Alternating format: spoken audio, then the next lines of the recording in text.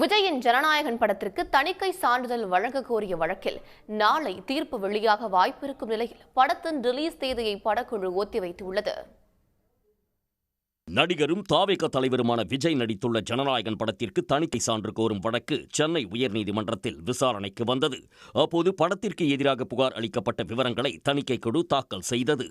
அப்போது படத்தை ஆய்வு செய்த குழுவில் இடம்பெற்றவரே புகார் அளிப்பது ஏற்கத்தக்கதா என கேள்வி எழுப்பிய நீதிபதி PT ஆஷா அனைத்தும் வினோதமாக உள்ளதாக கூறினார். மேலும் படத்துக்கு UA சான்றிதழ் வழங்க முடிவு செய்த பிறகு மறு ஆய்வுக்கு அனுப்பியது எதற்கு, அது குறித்து படக்குழுவுக்கு தகவல் தெரிவிக்காதது ஏன் என நீதிபதி சரமாரி கேள்வி எழுப்பினார். இதற்கு பதிலளித்த தணிக்கை குழு ஆய்வுக்குழு பரிந்துரைகளில் திருப்தி இல்லை என்றால் மறு ஆய்வுக்கு அனுப்ப தணிக்கை குழு தலைவருக்கு அதிகாரம் இருப்பதாக தெரிவித்தது. படத்தில் பாதுகாப்பு படை சின்னங்கள் பயன்படுத்தப்பட்டிருப்பதாகவும் அது தொடர்பாக நிபுணர்களிடம் ஆலோசனை பெற உள்ளதாகவும் கூறப்பட்டது.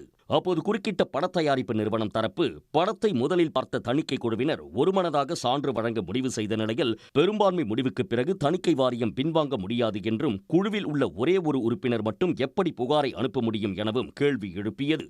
இருதரப்பு வாதங்களையும் கேட்ட நீதிபதி நாளை தீர்ப்பு அளிப்பதாக அறிவித்தார். இதனிடையே நாளை வெளியாகும் என அறிவிக்கப்பட்டிருந்த ஜனநாயகன் ரிலீஸ் தேதியை படக்குழு ஒத்திவைத்துள்ளது. இந்த தகவலை கனத்த இதயத்துடன் அறிவிப்பதாக பட தயாரிப்பு நிறுவனமான KVN புரொடக்ஷன்ஸ் அறிவித்துள்ளது. புது ரிலீஸ் தேதி பின்னர் அறிவிக்கப்படும் என்றும் அறிவிக்கப்பட்டுள்ளது. உடனுக்குடன் செய்திகளை தெரிந்து கொள்ள சன் நியூஸ் பெல் ஐகானை கிளிக் பண்ணுங்க.